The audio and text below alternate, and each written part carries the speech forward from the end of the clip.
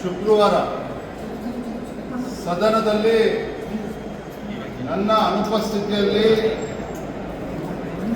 ಸಚಿವರು ಪ್ರಿಯಾಂಕಾ ಖರ್ಗೆ ಅವರು ಬಹಳ ಗುರುತರವಾಗಿರ್ತಕ್ಕಂಥ ಆರೋಪವನ್ನು ನನ್ನ ಮೇಲೆ ಮಾಡಿದ್ರು. 150 ಕೋಟಿ ರೂಪಾಯಿಗಳನ್ನು ಆಮಿಷವನ್ನು ಒಡ್ಡಿದ್ದೇನೆ ಅನ್ನುವ ಆರೋಪವನ್ನು ಸಚಿವರು, ಜವಾಬ್ದಾರಿತ ಸಚಿವರು ಸದನದಲ್ಲಿ ಮಾಡಿದರು. ಆ ಹೇಳಿಕೆಯ ಮೇಲೆ ಅದನ್ನು ಆಧಾರವಾಗಿಟ್ಕೊಂಡು ಸ್ವತಃ ರಾಜ್ಯದ ಮುಖ್ಯಮಂತ್ರಿಗಳು ಕೂಡ ಅದನ್ನು ಸಮರ್ಥನೆ ಮಾಡಿ ನನ್ನ ಮೇಲೆ ಆರೋಪವನ್ನು ಪುನರುಚ್ಚಾರ ಮಾಡಿದರು. ಮುಖ್ಯಮಂತ್ರಿಗಳು ಹೇಳಿದರು, ಕೇಂದ್ರದಲ್ಲಿ ಇವತ್ತು ಪ್ರಧಾನಮಂತ್ರಿ ನರೇಂದ್ರ ಮೋದಿಜಿಯವರಿದ್ದಾರೆ, ನಾ ಖಾऊंगा ನಾ ಖಾನೆ दूंगा ಅಂತೇಳಿ ಹೇಳ್ತಾ ಇರ್ತಾರೆ ಪ್ರಧಾನಮಂತ್ರಿಗಳು. ಏನಿವತ್ತು ವಿಜೇಂದ್ರ ಮೇಲೆ 150 ಕೋಟಿ ಆರೋಪ ಬಂದಿದೆ, ಇದೊಂದು ಹಗರಣ ಇವತ್ತು ಬಯಲಾಗಿದೆ. ಇದ್ರ ಬಗ್ಗೆ ಸಿಬಿಐ ತನಿಖೆಗೆ ಆದೇಶ ಮಾಡಲಿ ಪ್ರಧಾನಮಂತ್ರಿಗಳು ಅಂತೇಳಿ ಸ್ವತಃ ಮುಖ್ಯಮಂತ್ರಿಗಳು ಹೇಳಿದರು. ಸ್ವತಃ ಮುಖ್ಯಮಂತ್ರಿಗಳು ಸವಾಲನ್ನು ಎಸಗಿದ್ರು. ನಾನಿವತ್ತು ಸದನದಲ್ಲೂ ಕೂಡ ಹೇಳಿಕೆಯನ್ನು ನೀಡಿದ್ದೇನೆ. ಮಾಧ್ಯಮದ ಸ್ನೇಹಿತರು ಮುಂದೆನೂ ಕೂಡ ಇವತ್ತು ನಾನು ರಾಜ್ಯದ ಜನತೆಗೆ ತಿಳಿಸೋದಕ್ಕೂ ಇಚ್ಛಪಡ್ತೇನೆ. ಮುಖ್ಯಮಂತ್ರಿಗಳು ಕೂಡ ಇವತ್ತು ಸವಾಲನ್ನು ಹಾಕೋದಕ್ಕೆ ಇಚ್ಛಪಡ್ತೇನೆ. ಯಾವ ಮುಖ್ಯಮಂತ್ರಿಗಳು ಹಗರಣಗಳ ಸರಮಾಲೆಯಲ್ಲಿ ಸಿಲುಕಿ ಹಾಕಿಕೊಂಡಿದ್ದಾರೆ, ಮಹರ್ಷಿ ವಾಲ್ಮೀಕಿ ಅಭಿವೃದ್ಧಿ ನಿಗಮದಲ್ಲಿ ಮುಖ್ಯಮಂತ್ರಿಗಳ ಸಿದ್ದರಾಮಯ್ಯನವರ ಆದೇಶದಂತೆಯೇ ನಾಗೇಂದ್ರ ಅವರು ಇವತ್ತು 100 ಕೋಟಿ ಲೂಟಿ ಮಾಡಿದ್ದಾರೆ ಅಂತೇಳಿ ಇವತ್ತು ಜನಸಾಮಾನ್ಯರು ಮಾತನಾಡ್ತಾ ಇದ್ದಾರೆ. ಮತ್ತೊಂದು ಕಡೆ ಮೈಸೂರಿನ ಮೂಡ ಹಗರಣ, ಯಾವ ಮುಖ್ಯಮಂತ್ರಿಗಳು ಅಪರಾಧನೆ ಮಾಡಿಲ್ಲ ಅಂತ ಹೇಳ್ತಾ ಇದ್ರು. 62 ಕೋಟಿ ನನಗೆ ಪರಿಹಾರ ನೀಡಲಿ, ನಿವೇಶನವನ್ನು ಹಿಂದಿರುಗಿಸ್ತೇನೆ ಅಂತ ಪಾಪ ಸಿದ್ದರಾಮಯ್ಯನವರು ಹೇಳ್ತಾ ಇದ್ರು. ಯಾವಾಗ ಮುಖ್ಯಮಂತ್ರಿಯವರ ಬುಡಕ್ಕೆ, ಅವರ ಸ್ಥಾನಕ್ಕೆ ಕೂತು ಬರ್ತಾ ಇದೆ, ಮೂಡ ಪ್ರಕರಣದಿಂದ ಮುಖ್ಯಮಂತ್ರಿ ಸ್ಥಾನಕ್ಕೆ ರಾಜೀನಾಮೆ ಕೊಡಬೇಕಾಗ್ತದೆ ಅಂತೇಳಿ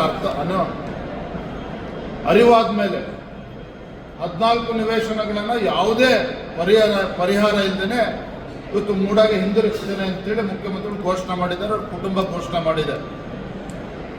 5,000 ಕೋಟಿಗೂ ಹೆಚ್ಚು ದೊಡ್ಡ ಹಗರಣ ಇವತ್ತು ಮೈಸೂರಿನ ಮೂಡ.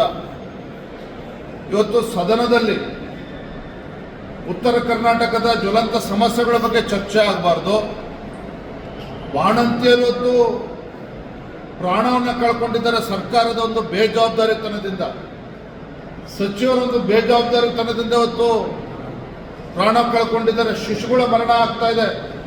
ಯಾವುದೂ ಕೂಡ ಸದನದಲ್ಲಿ ಚರ್ಚೆ ಆಗಬಾರ್ದು ಅನ್ನುವ ವಿಚಾರವನ್ನು ಇಟ್ಕೊಂಡು ಸದನದಲ್ಲಿ ಇವತ್ತು ಉತ್ತರ ಕರ್ನಾಟಕದ ಬಗ್ಗೆನೂ ಚರ್ಚೆ ಇಲ್ಲ, ಕೆಲಸಕ್ಕೆ ಬಾರದು ಸಂಗತಿಗಳನ್ನು ಇವತ್ತು ಆಡಳಿತ ಪಕ್ಷದವರು ಇವತ್ತು ಸದನದಲ್ಲಿ ಪ್ರಸ್ತಾಪ ಮಾಡ್ತಕ್ಕಂಥ ಕೆಲಸ ಮಾಡ್ತಾ ಇದ್ದಾರೆ.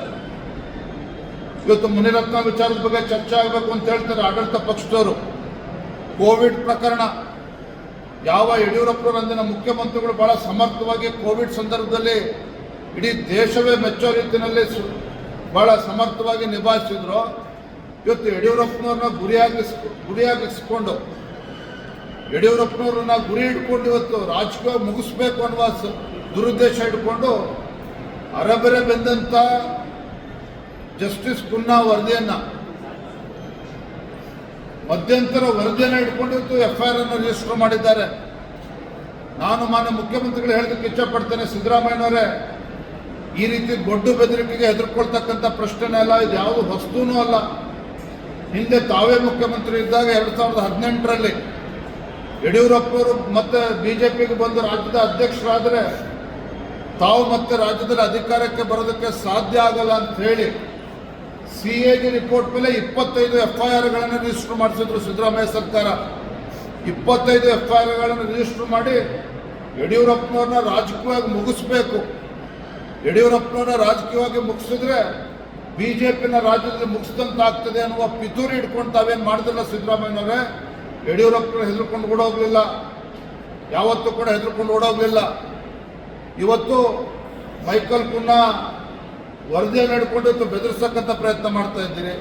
ಇವೆಲ್ಲವೂ ಕೂಡ ಮಾಡ್ತಾ ಇರ್ತಕ್ಕಂಥ ಉದ್ದೇಶ ಏನು ಅಂತ ಹೇಳಿದ್ರೆ, ಏನೋ ಸರಣಿಗಳ ಒಂದು ಹಗರಣದಲ್ಲಿ ಸಿಲುಕಿ ಹಾಕಿಕೊಂಡಿದ್ದಾರೆ ಮುಖ್ಯಮಂತ್ರಿಗಳು. ಆ ಒಂದು ಹಗರಣದಿಂದ ಇವತ್ತು ವಿಲವಿಲ ಒದ್ದಾಡ್ತಾ ಇದ್ದಾರೆ ಸಿದ್ದರಾಮಯ್ಯನವರು. ಹಾಗಾಗಿ ಇವತ್ತು ತಪ್ಪಿಸ್ಕೊಂಡು ಹೋಗ್ತಕ್ಕಂಥ ಪ್ರಯತ್ನ ಮಾಡ್ತಾ ಇದ್ದಾರೆ. ಮತ್ತೊಂದು ಕಡೆ ಪ್ರಿಯಾಂಕಾ ಖರ್ಗೆ